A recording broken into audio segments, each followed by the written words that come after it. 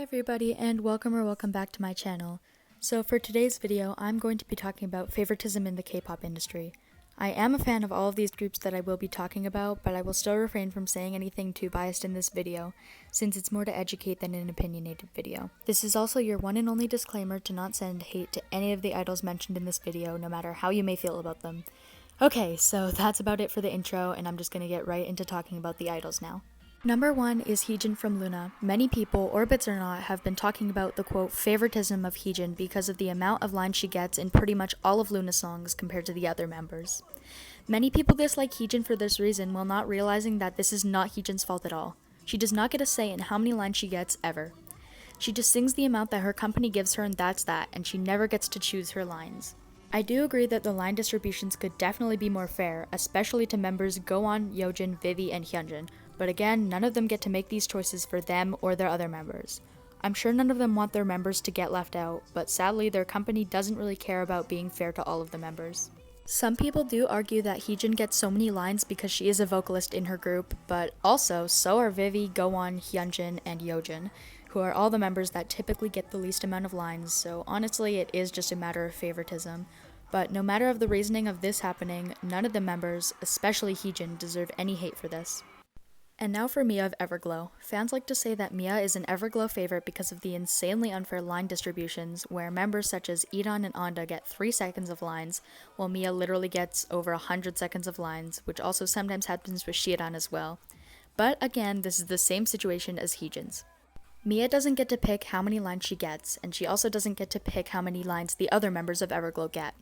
Once again, this is just a company issue, and none of the members have control over their lines in the songs.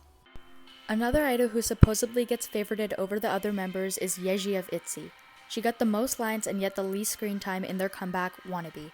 But again, getting the most lines does not equal favoritism since somebody has to get the most lines, and in this case it just happened to be Yeji. Next up is Jennie from Blackpink. A lot of people say that she usually, if not always, gets the most expensive outfits, while the other members get cheaper ones or cheaper looking ones, but I couldn't really find anything to back this up with actual proof. In fact, I did find photos of the other members getting more expensive, or at least more expensive looking outfits than Jennie, so I honestly think that this is just Blinks trying to cause drama or something, because from what I've seen, it really just depends on the photo shoot or performance. Another thing I've seen about Jennie is people trying to say that Jennie is a company favorite from the fact that she got a solo when the other members didn't.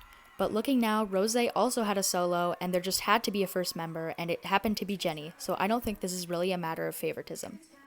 Now for another category of favoritism, which is a company putting a group on hiatus to work on another group.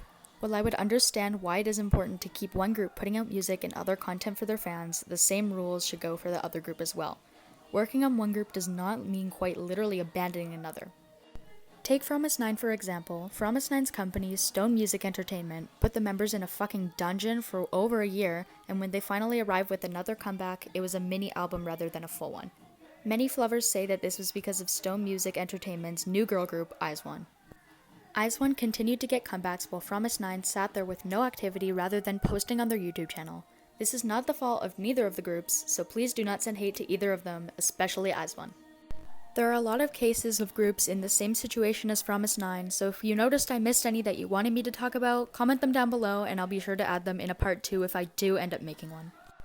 Thank you so much for watching this video. Sorry it was short, but I hope you enjoyed anyway.